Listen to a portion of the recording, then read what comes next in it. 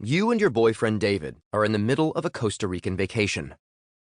You spend the first few days in an honest-to-God treehouse, a 50-foot-high hotel room in a tree with its own plumbing and everything. To order room service, you have to call the front desk and lower a Swiss Family Robinson-style basket, which they fill with either beer or rum, depending on... you're not sure exactly. Then they ring the bell, and you pull it up and slide off the retractable roof and sleep under the stars. And man, is it nice.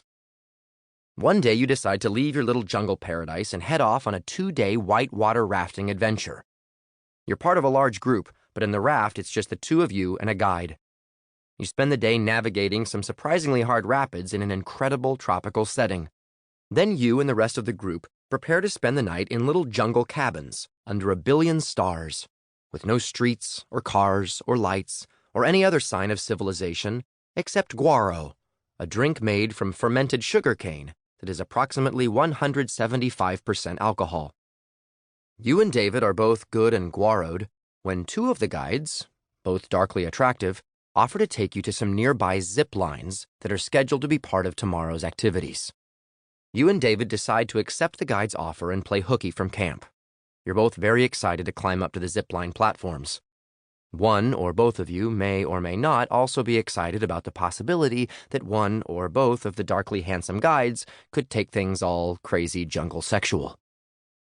The four of you walk off into the moonlit night and walk about half an hour, ending up at the edge of a hill.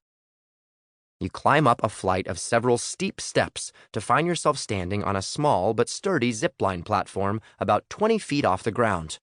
A 200-foot-high cliff juts out just below you, its edge precariously guarded by a set of abandoned railroad ties. The guides have brought blankets and pillows and candles. They proceed to get the platform very cozy and well lit. You're drinking guaro when the guides both pull out joints. Both light them up, both inhale, and both pass them to you and David. The rotational pattern established, each of the four of you spends the next 10 minutes either lighting a joint or enabling the person to your right.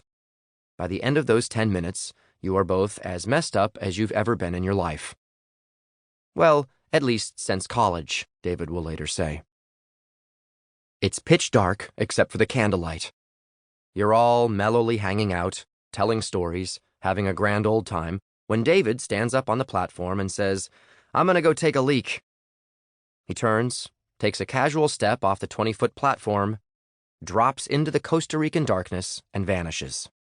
Disappears. Like a cartoon. Step, vanish. If squiggle lines indicating rapid downward motion appeared where he had just been standing, it would not surprise you. Silence. David is gone. Judge Crater gone. Amelia Earhart gone. Neither of the guides nor you hear any sound of landing, soft or hard. It seems as though he must have plummeted not only the 20 feet to the ground, but the 200 feet off the cliff just a few feet off to the side. It seems impossible that he is not dead. You are numb and petrified, for the first time in your life in a state of dread. You are sure he is dead. The guides are sure he is dead. You are also pretty sure that the guides are pretty sure they're both in deep shit. Panicked, stoned, and desperate, you run down the steps calling for him. And miraculously, against all laws of motion and thermodynamics, you find him. He has fallen onto the railroad ties at the edge of the cliff. He landed on his waist, hip, and knee, but is somehow almost totally uninjured. He lies there and goes through a bodily checklist and is delighted to learn he still has exactly as many of everything as he is supposed to. It seems physically impossible given the literal gravity of the situation. But the worst thing that's happened to him is he's lost a flip-flop. The lucky son of a bitch. In later years, the two of you will recollect this moment often, and the primal fear, in your case, and the horrible vertiginous feeling of falling through the air in the darkness from the canopy of a Central American jungle, in David's, will return. For a second or two, you were sure you'd lost him, and the dread of that moment was sufficient. You both agree it belongs solidly in the moments that brought you closer as a couple file. You also both agree the human body is better able to withstand 20-foot plummets onto railroad ties when that body is drunk and stoned out of its mind.